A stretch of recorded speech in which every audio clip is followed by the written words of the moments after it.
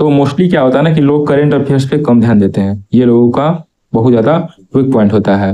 Weak point है तो कोई बात नहीं है, इसको आप छोड़ भी सकते हैं। इसके छोड़ने के बाद भी आपका सिलेक्शन, इसमें आप लोगों का जो सैलरी मिलेगा ट्रेनिंग के बाद में, अभी जो 7वां वेतन पे लागू है उसके हिसाब से 50,000 इन हैंड होगा ट्रेनिंग के बाद। स्वागत है दोस्तों आपका हमारे यूट्यूब चैनल पे। मेरा नाम है रंजन वर्मा, आप देख रहे हैं मेरा यूट्यूब चैनल जिसे। तो इस वीडियो में हम लोग जो रेलवे का वैकेंसी आया हुआ है 11,127 पोस्ट, उसके बारे में जानने का प्रयास करेंगे। सबसे पहले मेरा शॉर्ट में इंट्रोडक्शन जान लीजिए कि मैं कौन हूँ और क्या करता हूँ। तो मेरा नाम है रंजन वर्मा और मैंने टाटा स्टील जेई का एग्जाम निकाला हुआ है, SSGD का एग्जाम निकाला हुआ है, पावर ग्रिड जेई का एग्जाम निकाला हुआ है, सेल OCTT का एग्जाम निकाला हुआ है और जो RRB जेई होता है उसका ही मैंने प्री निकाल लिया है। प्री का एग्जाम मैंने निकाल लिया है, जो CBT 1 होता है उसका। अब देखते हैं हम लोग RRB ALP के बारे में कि ये वैकेंसी कितना है। और तो जो RRB ALP का वैकेंसी है, इस वैकेंसी में क्या होने वाला है कि हम लोगों को मिलेगा कितना टाइम मिलेगा हम लोग को 60 मिनट का। एग्जाम होगा ऑनलाइन मोड में और इसमें 75 क्वेश्चन रहेंगे, टोटल मार्क इसमें 75 रहेगा, ऐसा इसका एग्जाम होने वाला है। और जो CBT 1 होता है वो क्वालिफाइंग होता है, यानी कि इसका मार्क्स आपका मेरिट में नहीं जुटेगा, यानी कि ये जो है सिर्फ क्वालिफाई करने के लिए होता है, इसका कोई भी रोल आपके जॉब में आगे नहीं होगा। सिलेक्शन आपको कौन दिलाएगा? तो सिलेक्शन आपको दिलाएगा CBT 2 जो इसके बाद होगा। CBT 1 आपको सिर्फ पास करना होता है। तो ये जो पोस्ट है इसमें सिर्फ कौन भरने वाले हैं फॉर्म?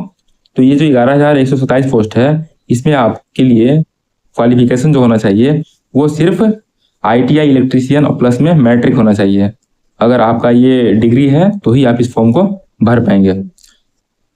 ये जो एग्जाम है CBT 1 का, इसका तैयारी करने के लिए आप लोगों को क्या करना होगा? देखिए, आप लोगों को 4 चीज कवर करना होगा। एक है मैथ, एक है रीजनिंग, एक है जनरल साइंस और है करंट अफेयर्स।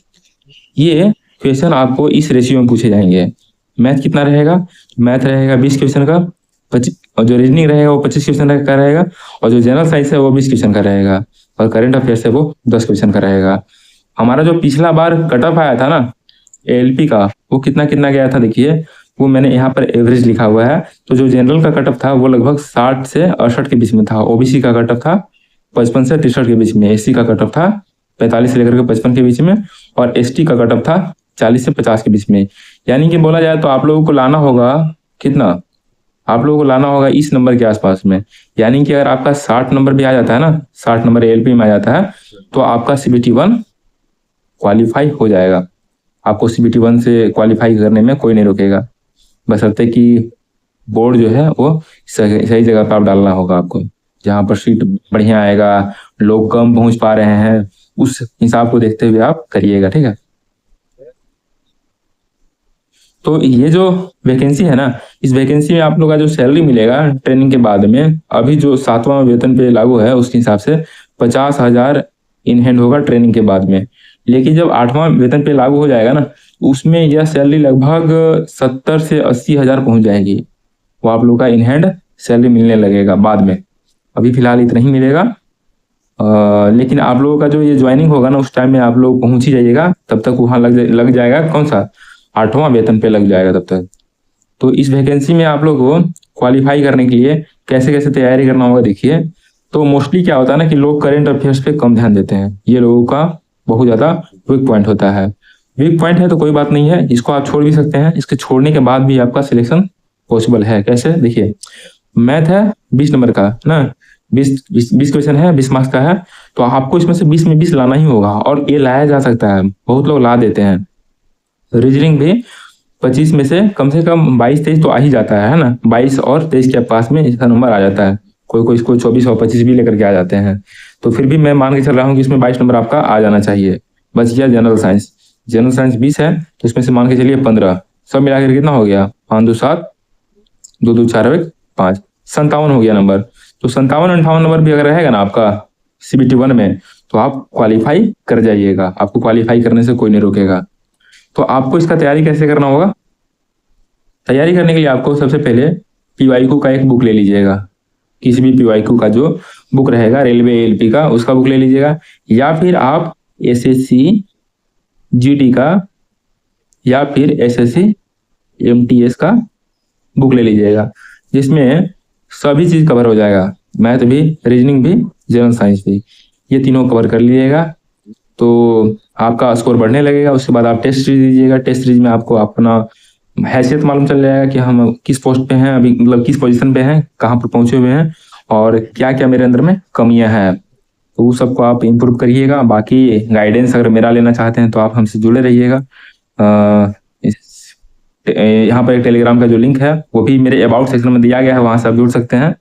टेलीग्राम के साथ साथ मेरा व्हाट्सअप चैनल भी है, उसमें जुड़ सकते हैं। और इसका जो कमेंट है वो कमेंट मैं हमेशा देखते रहता हूँ, तो वहाँ से भी आप हमसे संपर्क कर सकते हैं। तो CBT 1 के बाद मैं आपका बहुत सारा हेल्प कर दूंगा। CBT 1 निकालिएगा, उसके बाद मैं CBT 2 के लिए जो ITI इलेक्ट्रीशियन का ट्रेड होता है वो मैं यहाँ पर पूरा लॉन्च कर रहा हूँ और स्टार्ट कर दिया हूँ। 8-9 लेक्चर यहाँ पर अपलोड हो चुका है और मैं आगे पूरा कर दूंगा। और इस एग्जाम में आप एक चीज ध्यान रखिएगा कि इसका जो नेगेटिव मार्किंग है ना, नेगेटिव मार्किंग वो है 1/3 का। 1/3 का इसमें नेगेटिव मार्किंग होने वाला है, यानी कि आपको नेगेटिव जब भी लेना है, कोई भी क्वेश्चन जो अनठेकानी आप मारिएगा ना, तुक्का वाला, तो उसको बहुत ही सोच समझ के मारिएगा, नहीं तो लेनी का देनी पड़ जाएगा। ठीक है। और समय इसमें बहुत ज्यादा है। ठीक है, 1 घंटा है। ज्यादा क्यों मैं बोल रहा हूँ, क्योंकि 1 घंटा में बहुत जगह 100 क्वेश्चन लगाना पड़ता है ना। 1 घंटा में बहुत जगह 100 क्वेश्चन लगाना पड़ता है, तो यहाँ पर 75 क्वेश्चन ही लगाना है, उसमें से 60 मिनट आपको समय मिल रहा है। तो यह कहीं ना कहीं देखा जाए तो बहुत ज्यादा समय है। ठीक है। अगर आप डिमांड करते हैं कि मैं कुछ ऐसा तड़का लेकर के आऊँ जिससे आपका सिलेक्शन बहुत फास्ट हो जाए, तो हो सकता है कि मैं एग्जाम से पहले, लेकिन ये कब होगा, आप जब मेरे लिए आप कमेंट करिएगा। ठीक है, कमेंट करके बताइएगा, पूछिएगा, तो मैं हो सकता है प्रयास करूंगा कि एक ऐसा वीडियो लेकर के आऊँ जिसमें मैथ को आपको 4 से 5 घंटा में सिर्फ थ्योरी देख लेना है। वहां पर थ्योरी देखने के बाद आप जाइएगा, लगाइएगा टेस्ट सीरीज में। तो टेस्ट सीरीज में लगाने के बाद आपका स्कोर बढ़ेगा, तो आपको मालूम चल जाएगा कि मैंने मैथ कितना किया। तो मैथ इस तरह से आप कर सकते हैं। रीजनिंग का भी ला दूंगा अगर आप बोलिएगा तो। जनरल साइंस का भी मैं वीडियो बना दूंगा, सिर्फ एक वीडियो बनाऊंगा जिसमें से आपका काम चल जाएगा। वो रहेगा 5 से 6 घंटा का वीडियो। ये वीडियो आप लोगों के लिए काफी सफिशिएंट होगा। तो इस तरह से आप मेरे थ्रू जुड़ करके इसका तैयारी कर सकते हैं रेलवे ALP का। रेलवे ALP में उतना ज्यादा दिमाग नहीं लगाना है, इसमें से 75 में से 75 लाने का प्रयास नहीं करना है, क्योंकि यह क्वालिफाइंग है। इसका नंबर आपके मेरिट लिस्ट में नहीं उड़ता है, ये सिर्फ क्वालिफाई करने के लिए होता है। तो इसका आप 60 के आसपास में लाने का प्रयास करिएगा, आपका काम चल जाएगा। तो चलिए इस वीडियो को यहीं तक रखते हैं, अब मिलते हैं अगले वीडियो में। तब तक के लिए धन्यवाद। इसको लाइक शेयर सब्सक्राइब जरूर करिएगा, क्योंकि अभी मैं नया हूं और आप भी मेरे लिए नए हैं।